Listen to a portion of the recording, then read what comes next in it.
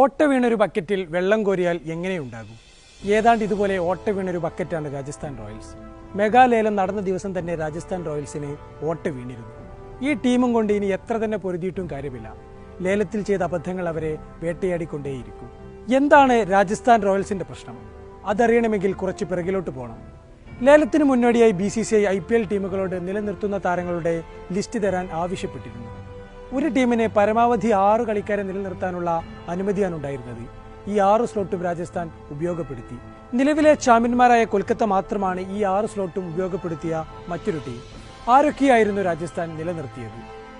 1. സഞ്ജു സാംസൺ 18 കോടി. യശസ്വി ജയ്സ്വാളിനും 18 കോടി കൊടുത്തു. റിയാൻ പരാഗിനും ധ്രുവ് ജുറേലിനും 14 കോടി വീതം. ഷിംറോൺ ഹെറ്റുമേർക്ക് 11 കോടി. സന്ദീപ് ശർമ്മക്ക് 4 കോടി.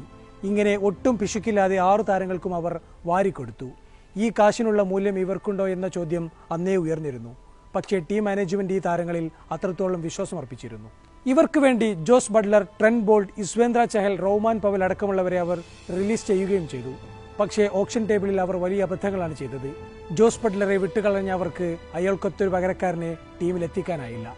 എത്രയോ ബിഗ് ഹിറ്റർമാർ ലേലത്തിൽ നിരന്നു നിന്നിട്ടും രാജസ്ഥാൻ അത് ഗൗനിച്ചില്ല. ഇത് വലിയ അബദ്ധമാണെന്ന് ഇന്ന് അവർ തിരിച്ചറിയുന്നുണ്ടാകും.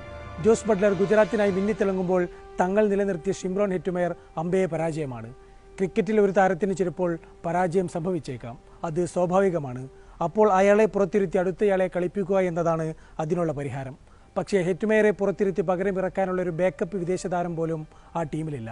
മറ്റു ടീമിലെ ലൈനപ്പിലും ബെഞ്ചിലും ഓവർസീസ് ഹിറ്റർമാർ നിരന്നു നിൽക്കുമ്പോൾ രാജസ്ഥാന് ഹെറ്റുമേറെയും കൊണ്ടു നടക്കേണ്ട അവസ്ഥയാണ്. ഇനി ലേലത്തിൽ രാജസ്ഥാൻ വാങ്ങിയവരുടെ അവസ്ഥ എന്താണ്? 18 കോടിയിലേറെ നൽകിയ ജോഫ്ര ആർച്ചറാണ് അവരുടെ വില കൂടിയ താരം. അതിൽ തെറ്റു പറയാൻ പറ്റില്ല. കാരണം എല്ലാ ടീമും ഒരു ഓവർസീസ് പേസർക്കായി വലിയ തുക നൽകാറുണ്ട്. പക്ഷേ അവർ വാങ്ങിയ മറ്റു 2 ഓവർസീസ് ഓപ്ഷനുകൾ ബുദ്ധിശൂന്യതയായിരുന്നു. മഹീഷ് തീക്ഷണയും വനിന്ദു ഹസരംഗയും. ഇവർ രണ്ടുപേരും മികച്ച താരങ്ങളാണ്. പക്ഷേ 2 വിദേശ സ്പിന്നർമാരെയും ഒരുമിച്ച് വാങ്ങുക എന്നത് ഒരു മണ്ടൻ തീരുമാനമായിരുന്നു എന്നാണ് എൻ്റെ അഭിപ്രായം.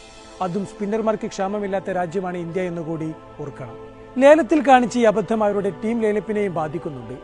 ഒരു മത്സരത്തിൽ പരമാവധി 4 വിദേശ താരങ്ങളെയാണല്ലോ ഇറക്കാൻ സാധിക്കുക. മറ്റു പല ടീമുകളിലും ഈ 4-ൽ ആരെ ഉൾപ്പെടുത്തണമെന്ന കൺഫ്യൂഷനാണ്. പക്ഷേ രാജസ്ഥാൻ ആകെയുള്ള 4 ഓപ്ഷനുകളെയും ഇറക്കേണ്ടി വരുന്നു. ബാറ്റിംഗിൽ മറ്റു ഓപ്ഷനില്ലാത്തതിനാൽ ഹെറ്റുമേർ ഷുവറാണ്. ബൗളിംഗിൽ ആർച്ചറേയും ഇറക്കുന്നു. തീക്ഷണയും ഹസരംഗയുമാണ് മറ്റു 2 പേർ. ഇനി ഇവരിൽ ആരെയെങ്കിലും പിൻവലിക്കണമെന്ന് വെച്ചാലോ? ഫസൽ ഹക്ക് ഫാറൂഖി, ക്യോന മൊഫാക്ക എന്നീ പേസ് ബോളർമാർ മാത്രമേ ഓപ്ഷനായുള്ളൂ. അഥവാ വിദേശ താരങ്ങളിൽ 4-ൽ 3 പേരെയും ബൗളിംഗ് സ്ലോട്ടിൽ തന്നെ ഇറക്കണം. ഇതു കാരണം ആഘോഷ് മദ്ദോൾ അടക്കമുള്ള ഇന്ത്യൻ ബോളർമാരെ ഇറക്കാനുമാകുന്നില്ല. ലേലത്തിൽ വിദേശ താരങ്ങളെ വാങ്ങുന്നതിൽ ശ്രദ്ധിച്ചിരുന്നുവെങ്കിൽ ഈ ടീം സീസണിലെ മികച്ചത് തന്നെ ആകുമായിരുന്നു. പക്ഷേ ഇന്ത്യൻ ബാറ്റർമാരിലുള്ള ഓവർ കോൺഫിഡൻസിലാണ് ദ്രാവിഡിന് പണിപാളിയത്. ഇന്നലെ ലക്നൌവിനെതിരെയും അതിനു മുമ്പ് ഡൽഹിക്കെതിരെയും ഈസിയായി വിജയിക്കേണ്ട മത്സരങ്ങളാണ് കൊണ്ടുപോയി കളഞ്ഞത്.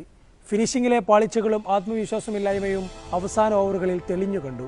കയ്യിൽ വിക്കറ്റുകൾ ബാക്കിയിരിക്കെ പിന്നെയും എന്തിനാണ് മത്സരം അവസാന ഓവർ വരെ നീട്ടുന്നത് എന്ന ചോദ്യം അവിടെ ബാക്കിയുണ്ട്.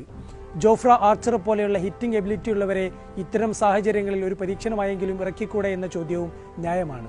പക്ഷേ ദ്രാവിഡിയൻ സ്കൂളിൽ നിന്നും അത്തരം സർപ്രൈസ് നീക്കങ്ങളൊന്നും പ്രതീക്ഷിക്കാൻ വയ്യ. ടീമിനാകെ ആത്മവിശ്വാസം പകരുന്നതിലും അദ്ദേഹം പരാജിതനാണ്. ടീമിൽ വിഭാഗീയത ഉണ്ടെന്ന വാർത്ത ഗോസിപ്പാണെന്ന് തന്നെ വെക്കാം. എങ്കിലും ആകെ മൊത്തം ടീമിന് ഒരു ആത്മവിശ്വാസക്കുറവുണ്ട്. ഈ ടീമിനെയും വെച്ച് ഇനി എന്തു ചെയ്യും? താളം തെറ്റിയ സന്ദീപ് ശർമ്മക്ക് പകരക്കാരെ നോക്കുക.